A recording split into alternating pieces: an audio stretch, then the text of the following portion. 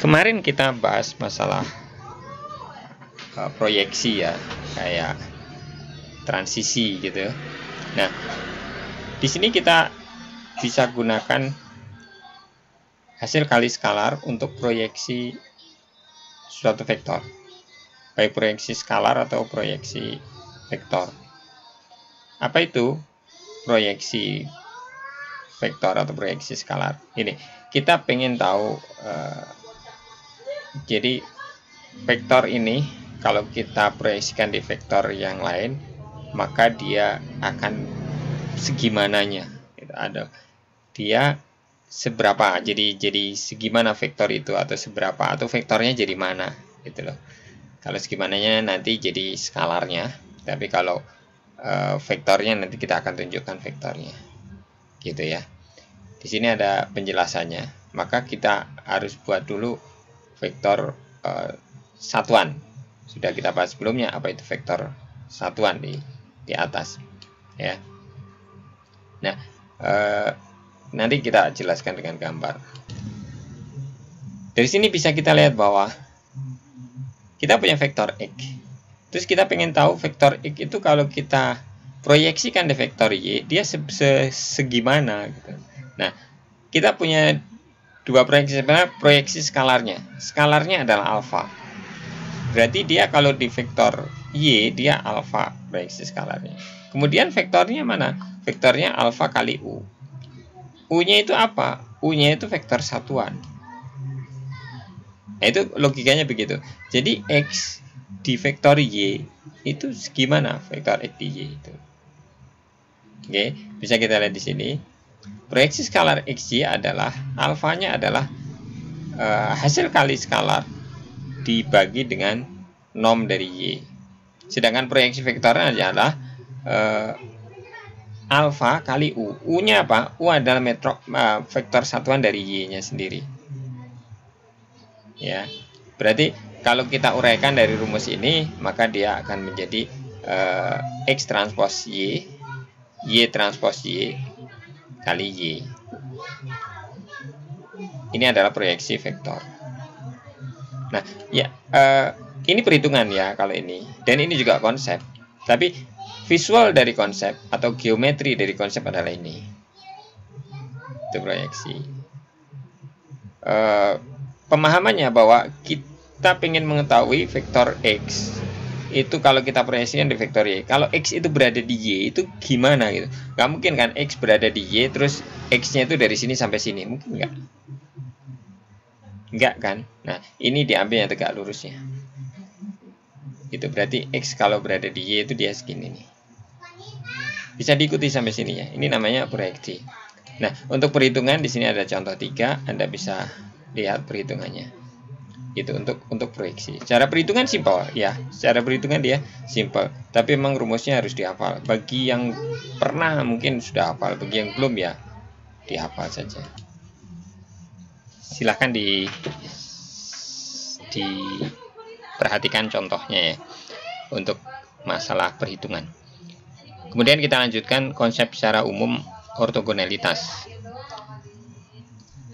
dalam ruang Rn. Kalau tadi contohnya R2, R3 itu lebih mudah karena kita lebih mudah melihat dan visualisasinya, kita sering menjumpainya dan bisa kita gambar. Jadi untuk di Rn kita akan bahas bahwa ya definisi akan kita generalisir ke ruang N gitu. Sehingga jika X ada di ruang N, maka Euclidean distance, di sini disebut panjang Euclidus atau Euclidean. Orang biasanya menyebut Euclidean distance. Dari X didefinisikan X ini adalah X transpos X akar, di akar. Pangkat setengah itu akar ya. Jadi seperti ini. Gitu. Ini kuadrat harusnya. Ini satunya di bawah ya. Nah, kalau kita gunakan ketidaksamaan Cauchy squared, maka lihat sebelumnya ya, ketidaksamaan Cauchy squared min 1 kurang dari sama dengan X transpos X dibagi norm X norm Y kurang dari 1. Nah, untuk setiap vektor yang XY-nya tidak 0 di Rn, ini berlaku, maka dari 3 ini kita buat definisi sudut antara dua vektor yang telah digunakan di R2 dan kita generalisir ke Rn. Gitu. Jika sudut di antara dua vektor tak 0 di XY, maka diberikan cos theta X transpos Y dibagi norm X norm Y. Ini sama dengan tadi. Vektor XY dikatakan ortogonal jika semua elemennya ya, X transpos Y itu sama dengan 0. Nah, sehingga kita perlu simbol. Nah, sering simbol ini digunakan. Simbol apa ini ya? Ya, seperti inilah. Simbol ini digunakan untuk menandakan ortogonalitas. Jika X dan Y adalah ortogonal, maka kita tulis dengan X dengan seperti ini, Y. Ini maknanya bahwa XY ini ortogonal.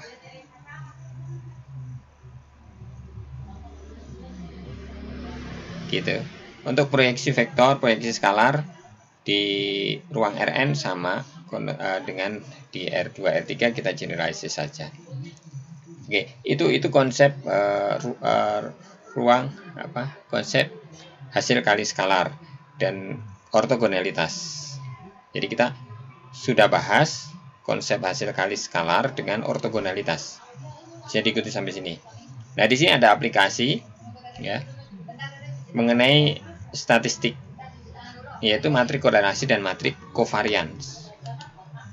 Nah, saya nggak bisa bahas ini lebih dalam, Anda baca saja matrik korelasi dan covariance. Tapi ini statistik dasar yang selalu dipakai, matrik korelasi dan matrik covariance. Kemudian analisis penerapan berikutnya yaitu mengenai analisis faktor dan analisis komponen utama.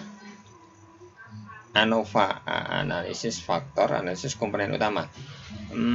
Komponen utama itu prinsipal komponen analisis kayaknya. Nah, itu juga menggunakan metode-metode tadi. Jadi konsep ini sangat penting di analisis data. Tadi di konsep yang akan kita bahas berikutnya, maka saya nggak bisa tinggalkan materi ini dari Ale karena kita harus tahu itu. Nah, Anda pahami ini. Secara perhitungan nggak ada yang rumit secara perhitungan. Tapi kita tahu bahwa konsep itu datang dari mana dan bagaimana menghitungnya, apa filosofinya, apa dasar perhitungan itu gitu ya. Nah, untuk masalah perhitungan Anda latihan, ini kita sudah sampai latihan. Jadi beberapa hal memang saya belum bisa sampaikan karena keterbatasan waktu. Tapi insya Allah dari uraian buku dan mungkin ditunjang dengan buku Howard Anton yang bahasa Indonesia juga ada terjemahannya. Tapi uraiannya kita ngikutin yang ada di Jeleon saja uraiannya ya. Jadi uraian nanti Anda pengen mendalami, Anda buka Howard Anton, oh begini di Howard Anton, pasti tambah pengetahuannya karena dia cara menguraikannya juga sedikit berbeda atau bahkan ada yang banyak sekali berbedanya.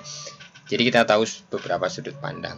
Kalau bisa tambah dengan buku lain, coba baca buku bahasa Inggris sehingga Anda juga memahami bahasa Inggris, menambah kosakata bahasa Inggris Anda. Seperti itu. Yaitu tentang konsep ruang hasil kali skalar dan ortogonalitas dan beberapa aplikasi. 2 aplikasi telah ditunjukkan. Demikian, alhamdulillah.